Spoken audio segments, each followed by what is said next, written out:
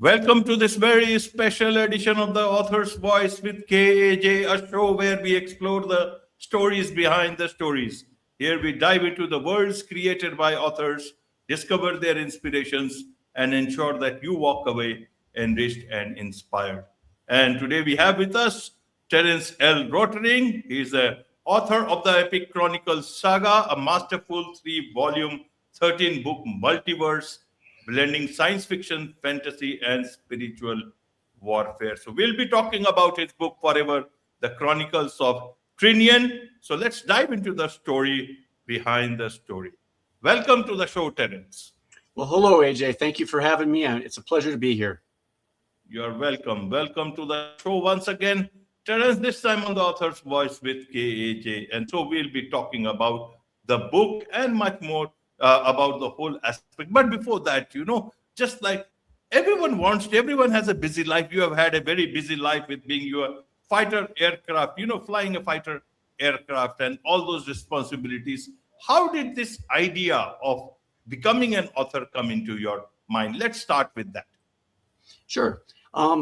A number of years ago, I wrote a short story, and it was really half of the book Stand, which is the second book in the trilogy, the first trilogy. And I did that just for my boys, just to show them they could have a voice in the world. And even though they were small and reading books, that they could write books someday and that they could reach out and touch people and share their ideas. And from there, it ended up just growing over the years.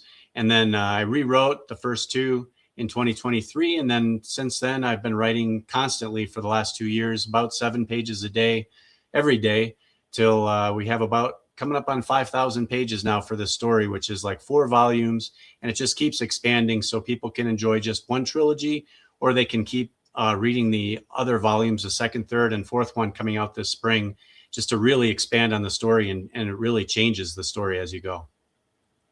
Absolutely, absolutely. So let's come to the book itself. And here it is for you, Forever, the Chronicles of Trinian. So help us understand, means what this cover looks very good, and Forever, the title is good. How should people understand, this book from the cover itself? Help us understand the cover as well as the title. Sure. So this is, like I said, the third book in the first trilogy. So it's kind of the finish, what I thought a couple of years ago would be the end of this entire story. And it's kind of the apocalyptic. It's not a safe Christian fiction kind of story like you're used to in Narnia or, some of the other Ted Dekker books or those. It's very active. It's kind of like John Wick and James Bond meet the Matrix, National Treasure. And then it kind of ends with the Left Behind series, if you will, but no one's left behind. So it's just an epic story, lots of action, real thriller. And so this cover is basically saying, hey, we have somebody coming in the background to save us, to help us, even though we're like lambs in this world. If you see there on the cover, and we're surrounded by vicious predators, if you will, we're not alone, and there is hope, and there's someone coming to help us. That's the cover, basically. Absolutely. So what do you want people to understand from your story? What is the message here in your book, or is it purely for entertainment? So primarily your antagonist and your protagonist, the bad guy and the good guy here, making no quorums about it. It's Satan and God. So this is like the eternal kind of struggle here. The book series goes over 8,000 years and many different places, expands to 7 worlds and different dimensions, and then comes all back down here to Earth to give people hope and confidence that everything's going to be okay, and to give them the tools that they have here to fight in the battle that we have. And if I can just lay the groundworks, AJ, with a very short reading here from the beginning of Forever, it kind of tells you. Okay. So this is like chapter 3, but it's only one short little page. And here we go. It's called Energy and Light. And it's the dark figure moved undetected through the darkness thinking. Scientists now know that at the moment of human conception, there is a release of energy as a burst of light. This is reasonable, as God is light and there is no darkness in him. The Creator's signature for a new soul being created is a burst of light. God is love and his signature is beautiful. Conversely, when energy is consumed and light is absorbed at the birth of another, what conclusions should we reach? What life would exist outside the key signature of the maker? What would this life be if God did not create it? We must conclude it could only be God, for there is only the creator and the created. So we agree that beings like our kind should not only be allowed to exist, but allowed to thrive. We are above the control or reproach of the lesser created beings, just as the creator is above the creation. A flash did not mark our beginning. We are superior to them. They are flesh and we are immortal. So what that is introducing right there is beings like our kind, which in the book I refer to as block. And block is AI. So it is basically saying, you know, like, and scientists have figured this out, that when we are first conceived, there's a burst of energy, a burst of light in the cell that first starts, you know, our growth. And all living beings have that. But this block is saying we consume energy as artificial intelligence. So we can only be God. So it is decided that it is God. And so this block AI in this book and in this whole series, really going out through the end, is trying to take over the creation. It is basically Satan, just like, you know, we know about him. He's trying to reset the whole button on creation and take God out of the equation. So especially in this book, he's looking for this timepiece that can rewrite time. He can go back in time and get rid of all the things that God did, create a new digital Tower of Babel, and take over the creation. So that's what he wants to do. He wants to be God. So that's kind of the background, what's going on in the spiritual warfare aspect of this. And then, like I said, it's big time into action and a lot of sci-fi and a lot of thriller kind of stuff with spies and, you know, tyranny, tyrannical governments and resistance movements and all this kind of stuff that we can dig into. But that's the background. Absolutely, absolutely. What about the earlier books? Do people have to read those to understand forever, or are they all, together, but stand on their own also? Yeah, so all of the books do stand on their own. They're individual stories that you can read and enjoy, and they kind of give you the building blocks of what I've created as a unified theory of everything, if you will, with all the spiritual warfare, science fiction, and fantasy. But you can read those books. Like the first book, The Faithful, is about a family, and they have to leave a land to create a new land. And then the second book continues that through time that leads up to this one, which is kind of in the future. But as this all turns out to be just the first trilogy, this is just one of 7 different worlds where similar things are happening with similar themes with the third trilogy, which is the Chronicles of the 7 Wheels. So you don't have to read all of the other books. This one is a pretty good standalone action book that will really get you interested in the series, if you will, and then you could go back and find out what happened before, and then go into the other worlds to find out what's going on there. And then finally this spring, just read the key book that really expands and expounds on what is really going on with all of these stories. So yeah, absolutely. So what made you bring all these things? You got AI also, aliens also, tyrannical governments also. A lot of these things reflect the human tension, but as well as the reality of today. Several wars going on around. How do you want people to understand your book, or fiction, but with the realities of today?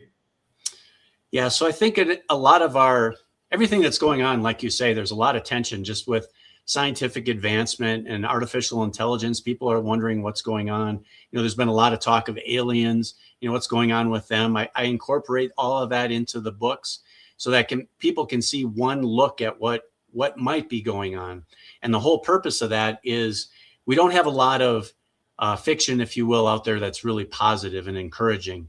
A lot of it is very nihilistic or humanistic, and it leaves a lot of questions in people's mind when they get done with it. It's entertaining, but it doesn't really show them anything or give them any hope.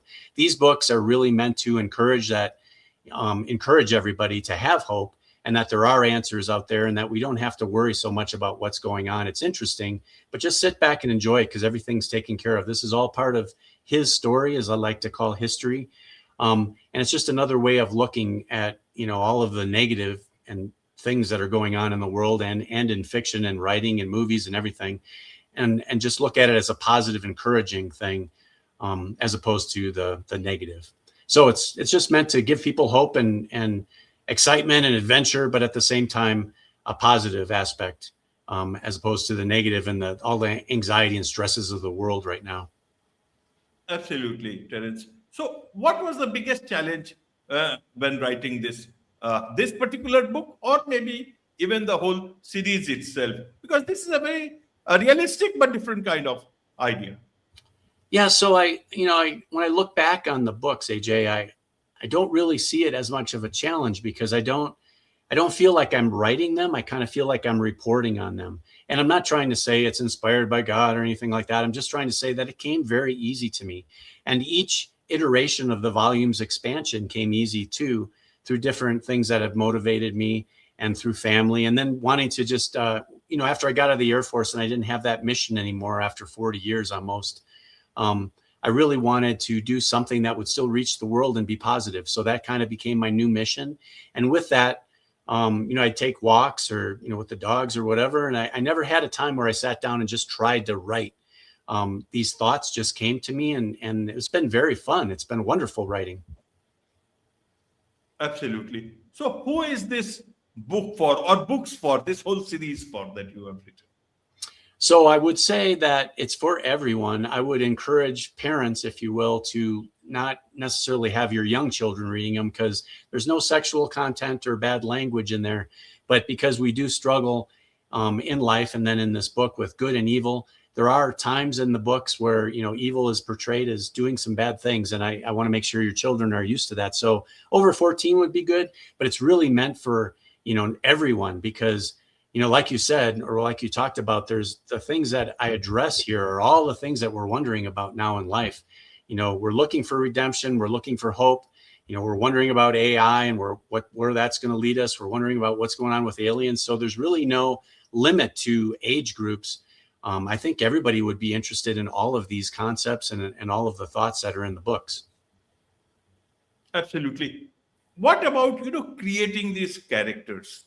This is not, you say it came naturally to you, but this is not an easy thing. How did you create those characters which also reflect the realities of today? Especially, in several aspects of our life, we see people trying to, become God in what they are doing. Yeah. So, when you think of characters in this book and in any of the books, you just kind of model them after all of the people that you see around us, or really the way we're all very similar in a lot of ways. We have a lot of challenges in life. We have a lot of temptations in life, like power, money, sexual desires, things that we're worried about, anxieties, wondering about governments, all of those things. So creating characters is very easy because you just look around to what, you see about all your friends and yourself really. And so you create these characters, good guys and bad guys. For instance, in this book, we have a couple brothers, Joseph and a hunter, and Joseph's a scientist, and he just can't help but help create this sentient AI because why? Because he can. And then Hunter, he's really into ambition and he wants to go places and become basically an emperor, but he wants to rise up through the political structure. And so he uses his brother to help him with this AI, and this AI helps him become an emperor and basically a tyrant. And the AI offers people convenience and all of the eases of life and everything. So they basically give over their freedom to this government and to these bad guys. And then the good guys, if you will, are just normal guys like you'd see, like you and I or anybody in our families. And they just work together, and the main themes for them are love and friendship and family and just their struggle getting through this and how they fight against, what's going on. So how do I come up with characters? I just look at the characters around me and all the people that have come to know over my life. And then as far as the action sequences and stuff, I incorporate a lot of the Air Force stuff that, flying the jets all over the world. And, so it's been a lot of fun, and I think it's very applicable to everybody. Absolutely, absolutely, very applicable to everybody. What about how have you presented AI into your book or books, as well as aliens? AI people are still trying to understand what this thing is all about and where it will lead us to. But in the book, you have to put it one way or the other. How have you done that? Even for aliens, I don't know whether they exist or do not exist. Some people say that they have seen some aliens, as a many pilots have reported to have seen those lights and all. So how have you presented it in your book? So first of all, AI, the way I presented it is, we think about, well, what if, artificial intelligence becomes sentient and it can start thinking like human beings? Well, first of all, I don't even know if we would even know what sentience is, just because it's, operating and coming up with things basically as fast as we can. Would we call that sentience? And then, the way I address the AI in the book, because I'm thinking about it as, a way that Satan is going to be working in the world. I think of it as demons taking over the artificial intelligence entities in cyberspace, so that they become basically DAIEs, which are demonic artificial intelligence entities. And so, the sentience that we think we see are really demons talking through these computers and through this artificial intelligence. And then the aliens, I kind of leave that up in the air, but I kind of go in the same direction with that. Are we being deceived by things that are in the spiritual world, to see these different things and to pick them up with our instruments and stuff? Are they really aliens from another planet, or could they be a demonic influence that's affecting us also?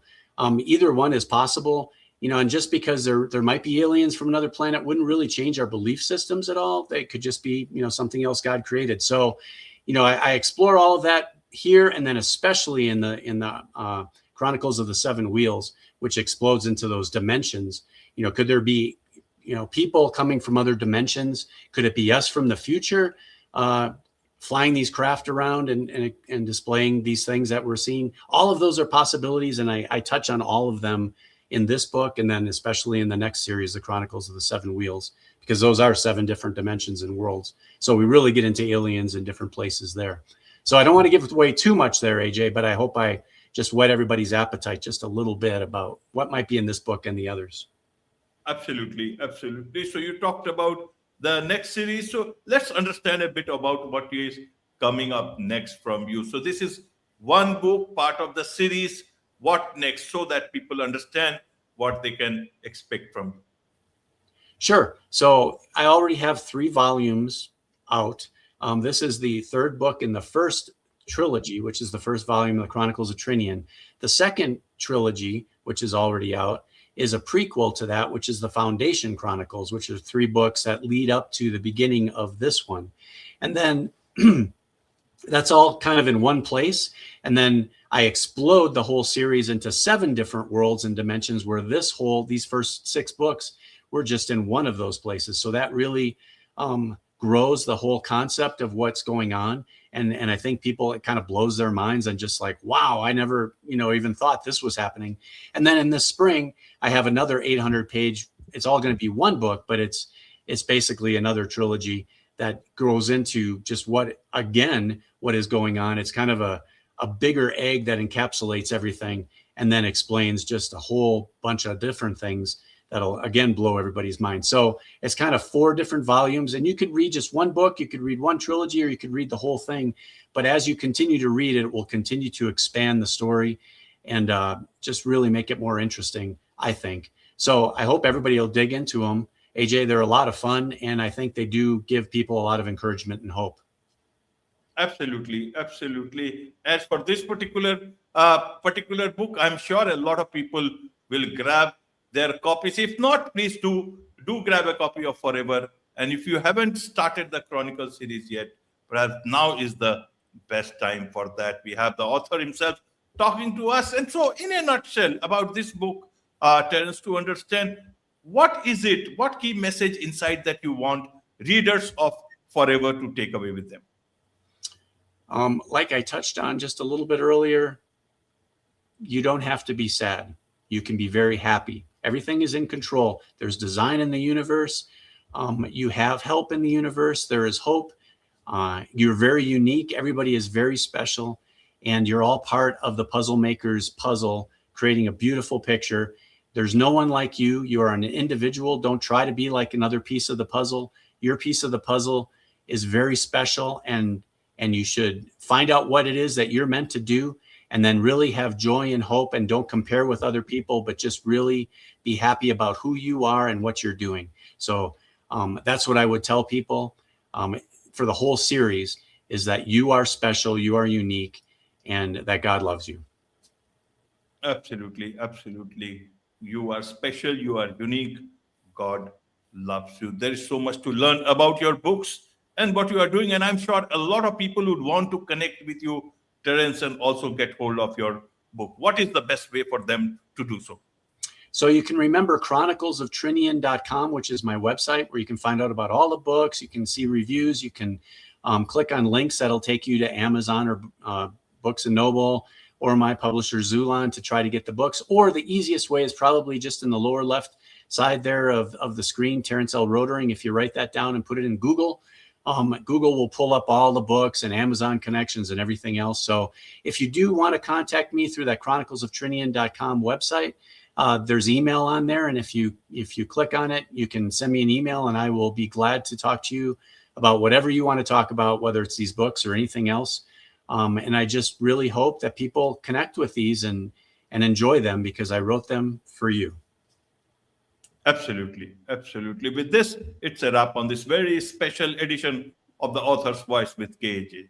Thank you so much indeed for joining us. Thank you, AJ.